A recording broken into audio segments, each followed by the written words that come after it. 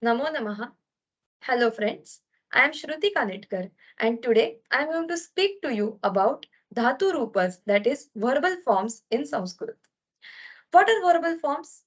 So we have a set of verbs in every language and these verbs are declined in different tenses in order to use them in our day-to-day conversations.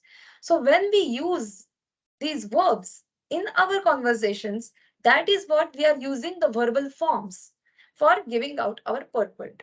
So one verb can make various different verbal forms. So how many forms can be formed out of a single verb?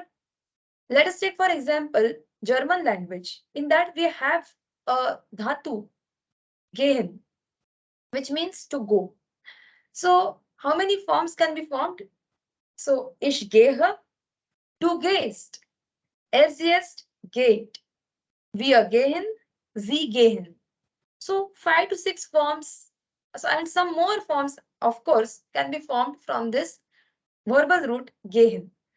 Considering the perfect tense gegangen, we will add some more and maybe we will get 10 to 12 forms of this conversations. Now, what happens in English?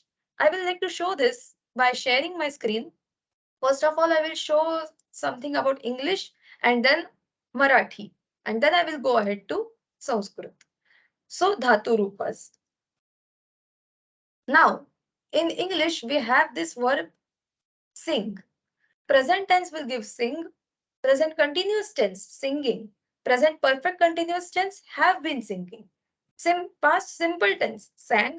Past perfect tense, sung. And future tense, will sing.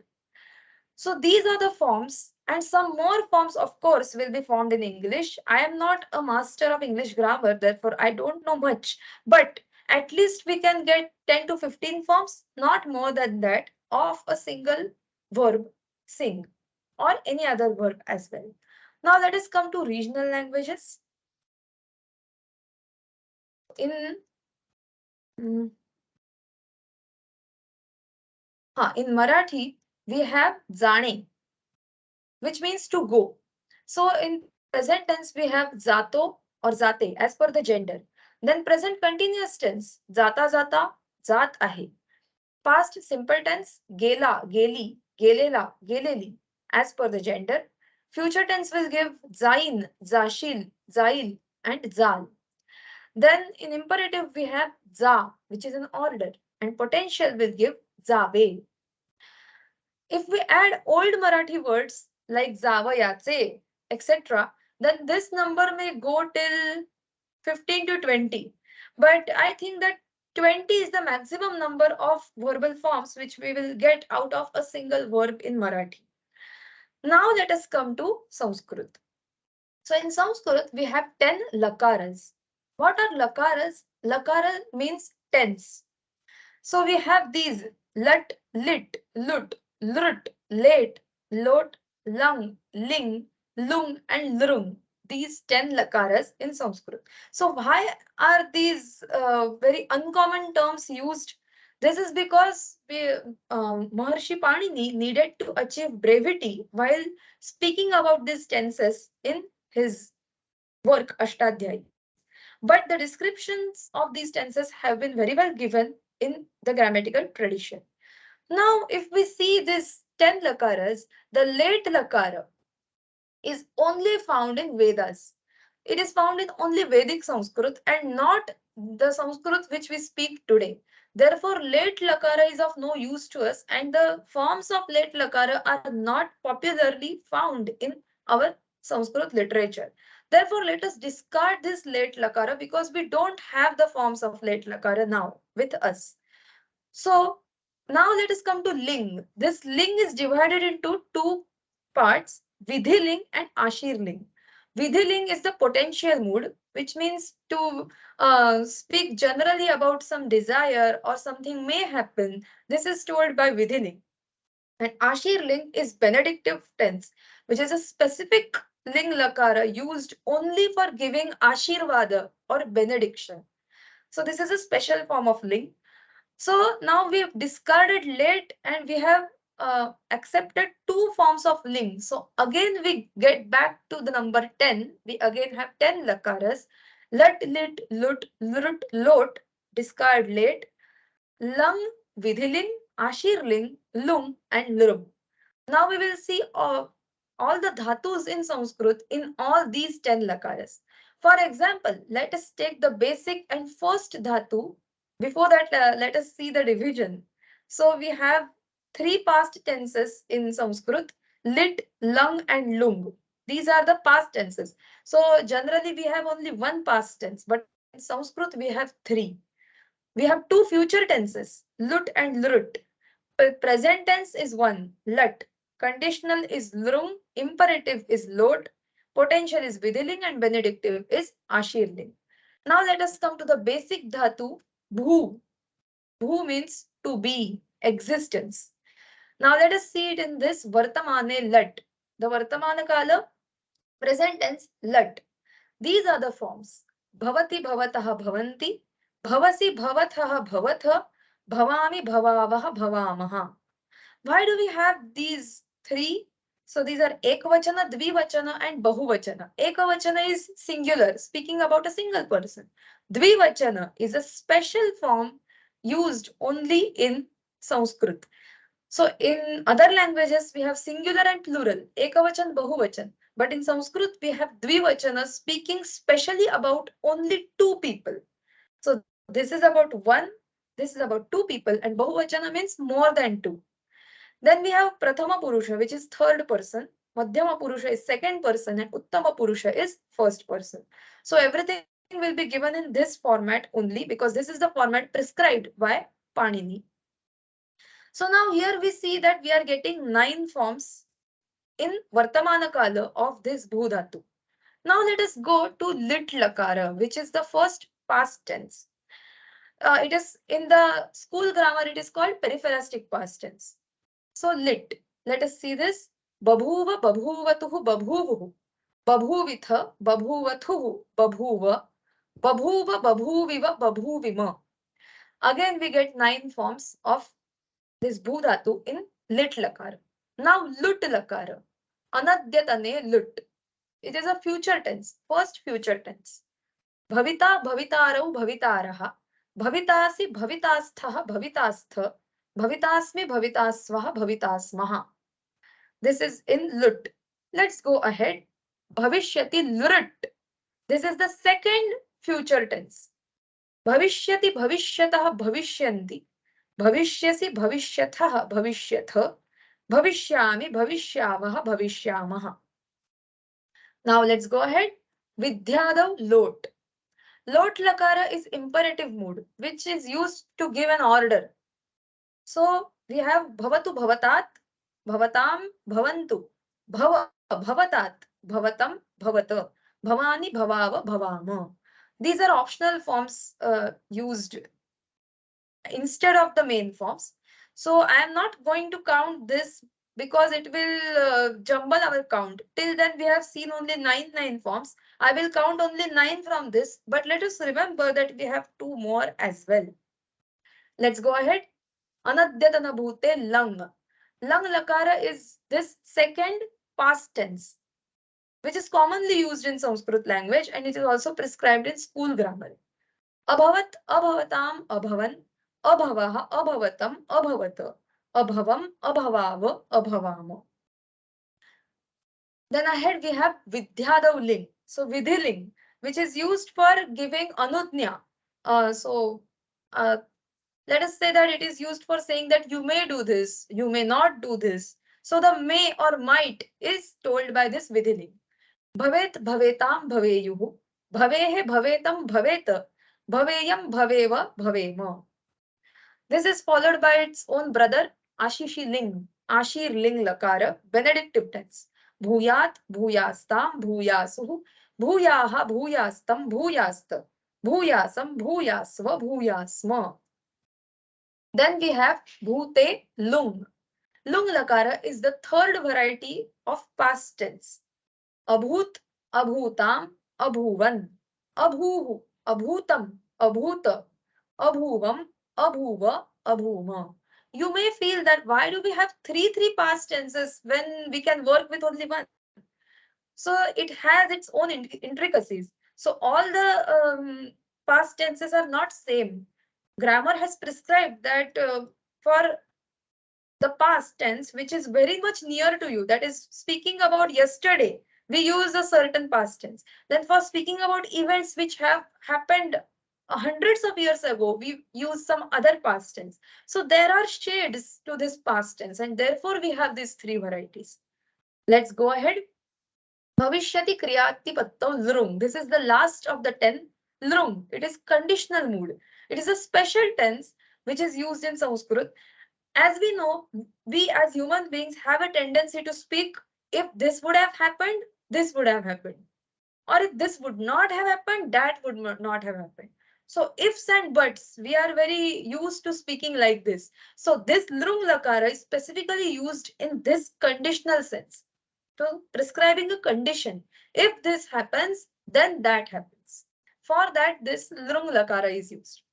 So the forms are abhavishyat, abhavishyatam, abhavishyan, abhavishyah, abhavishyatam, abhavishyata, abhavishyam, abhavishyava, abhavishyam. In this way, we have seen these 10 lakaras.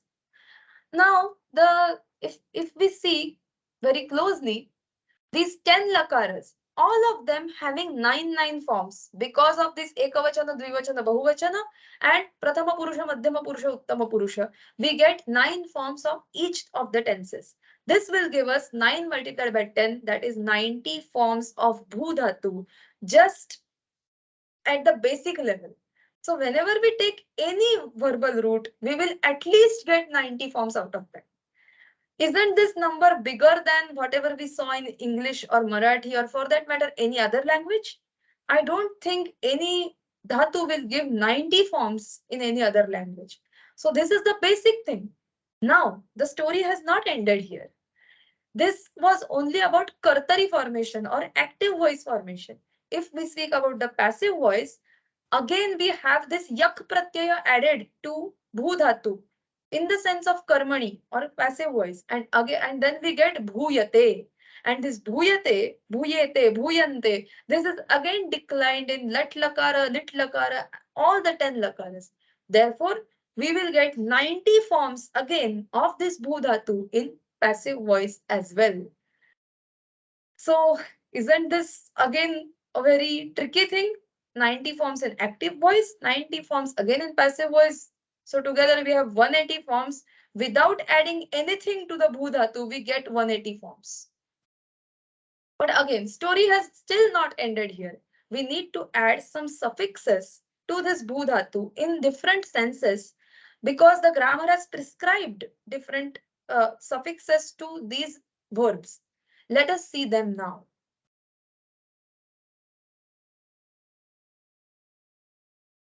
So till now we saw this. Now we have this total 90 forms. In Karmani also we have 90 forms. If we go ahead, we have Sanadi Dhatus. What are Sanadi Dhatus? These dhatus or these verbs are those which are formed by adding suffixes like sun, young, rich, etc. Now let us see, if we add sun, the suffix sun to bhu dhatu, there is some grammatical process going on, and then in the end we will get bubhusha. This bubhusha, this word formation bubhusha will get the term dhatu or verb. We consider this as verb, and now as soon as it becomes a verb, it is entitled to be declined in all the 10 lakaras. So now this bubhusha will be declined in all the lakaras. What is the meaning of this? The meaning is desire to be. The sun suffix denotes the desire.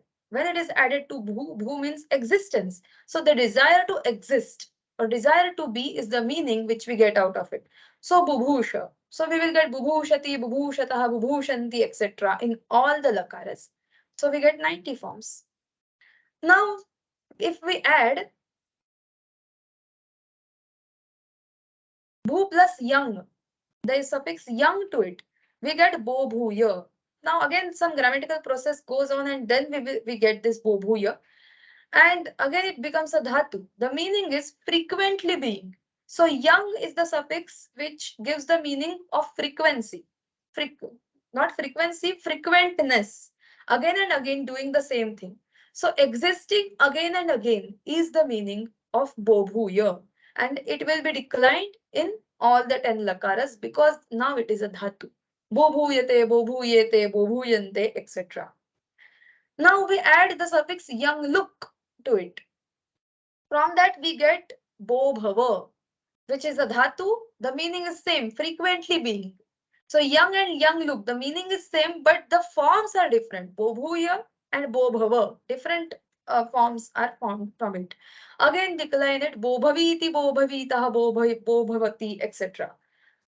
Now we add bhu plus nich. Nich is the suffix which used in causal tense. So bhavaya is the verb which we get to cause to be. To cause someone to do something is the meaning of nich. So here the meaning is existence. So to cause to exist is bhavaya. Now let us see the forms.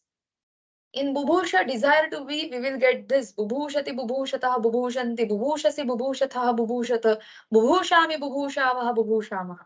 Don't worry, not going to explain each and every lakar for all of them because it will get all the more bigger.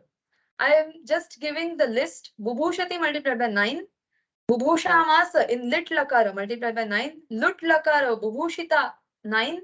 Bubhushishyati, bubhushatu, abubhushat, bubhushet, bubhushyat, abubhushit, abubhushishyat. All of them are just prototypes, just specimens. They can be declined in all their 9 forms. So again we get 90 forms of bhu plus sun.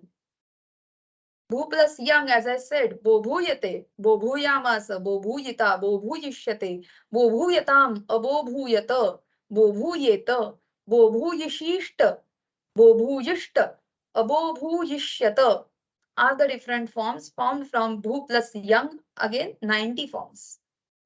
Bobhaviti, bobhavamasa, bobhavita, bobhavishyati, bobhavitu, abobhavit, bobhuyat, bobhuyat, abobhuvit, abobhavishyat. So even if this vidhiling and ashirling forms are looking the same for first person, for third person singular, they are different in their other dual and plural forms. So again we have 90 forms for bhu plus young look. Now we have bhavayati, bhavayamasa, bhavayita, bhavayishyati, bhavayatu, abhavayat, bhavayet, bhavyat, abhibhavat, abhavayishyat. Now the nich is a special case which is declined in parasmai pada as well as atmane pada. As we all know, there are two padas or two forms in which these dhatus can be declined, and the third is ubhaya pada, which is basically the mixture, or not a mixture, but when a dhatu is declined in both parasmai pada and atmane pada, it is called ubhaya padi dhatu. So after adding this nich, all the dhatus become ubhaya padis. They are declined in both the padas. So, therefore, we will get 90 forms in parasmai pada plus 90 forms in atmane pada. So we will get 180 forms of bhavaya, the root bhavaya, bhu plus nit. Now we need to count all of them. Till now we saw how many things, how many forms are formed. Now let us count all of them. Bhu active voice, that is the basic thing which I told, bhavati, bhavata, bhavanti, we got 90 forms. Then bhu passive voice, bhuyate, bhuyate, we got 90 forms. Bhu plus sun 90, bhu plus young 90, bhu plus young look, bhu plus niche 180. Now, if we add all of them, the grand total is 630. We get at least, this is the least, at least 630 forms of any verb in Sanskrit. Isn't that a vast number? So I don't think that any other language has so many forms of a single verb. 630. By adding so many suffixes, and still there may be many more as well. I am not going to consider other suffixes because I will go mad if I go ahead thinking on this, but the forms will not end. So still many more dhatus can be formed by mingling of these suffixes. For example, bhu plus nich plus san, which will give bibhava yusha. and again it becomes dhatu and it will be declined in all the 10 lakaras. So again we will get 90 forms of this variation, and we can go on doing this, and it has no end. So I think that this single dhatu can give innumerable forms which we can use in day to day, or any time we can use it in our language. So this is a very beautiful thing. So making this video and making you aware of these things, my desire is not to frighten you or to dissuade you from learning Sanskrit. I will actually inspire you to learn it. My motive in doing this video was explaining to you that Sanskrit language is really very, very rich language. Least minimum we get 630 forms of each verb, and 630 forms of each of 2000 dhatus in Sanskrit is indeed a world record according to me. There are 2000 dhatus in Sanskrit, and all of them at least get 630 forms. So please, you may count 630 multiplied by 2000. These are the number of forms which we can use in Sanskrit language while speaking in different senses. So Sanskrit language has given us so much variety, or so much independence of thought. Sanskrit language has given us this liberty to express our opinions, express our purport in so many ways. I feel therefore Sanskrit language is very, very rich. So we hear many times that Sanskrit is a very advanced language, it is a very rich language. But what is the richness in Sanskrit? Many a times we fail to understand this because we don't know the language.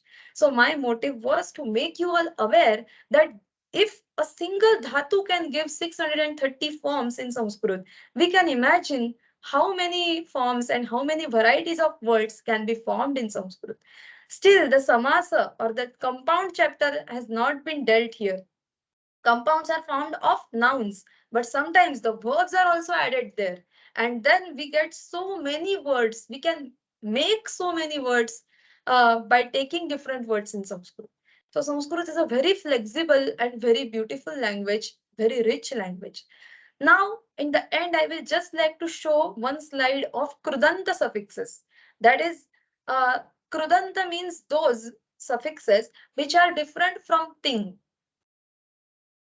So these are the krudanta forms. These are used as in the sense tumanta. This tumanta is used for existing, bhavitum, having existed, tvanta, bhutva. Lyabanta is similar, sambhuya. Truch. Now this suffix truch is added in the sense of karta, the doer. So bhavitru means the one who exists. Bhavaka, Nmul. Bhavaka is the same meaning, the one who exists. Ghai is added and we get bhava and bhava. These are the words which are commonly used in different languages. Lut we get bhavana, bhuta, bhutavat, bhuti, bhu, bhavat, bhavati, bhavitavya, and bhavaniya. Many of these words are used in different languages in the same meaning, like bhavitavya means the future, or bhavana means house, bhava is emotion.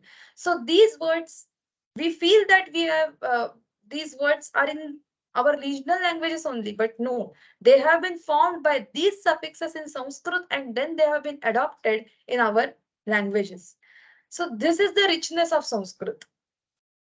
So actually, this is why I wanted to show you all the richness of this Sanskrit language. I hope that you all understand it, and I hope that you don't get dissuaded to learn Sanskrit, because even if we have so many forms, 630 forms, it is not that each and every form is used in day-to-day language, in day-to-day conversation. Mostly some of 3 or 4 lakaras are used in common Sanskrit, but the Sahitya or our literature hosts all of these forms. Different examples of these forms are seen in our Sanskrit literature. It is not difficult to learn these forms as well. If we are in constant contemplation of this language, if we are always giving time and effort to it, the language will show its beauty more and more to us. So it is not difficult, and please don't get dissuaded. Please be inspired to learn Sanskrit, and not just learn, propagate it in all our brothers and sisters, so that we all come together as a family, as a Bharatiya, and we take ahead this legacy of Sanskrit to the later generations, and make it as the uh, greatest language on this in this nation. So thank you very much for giving your time. I hope that you like this video. Pranamaha. Namo namaha.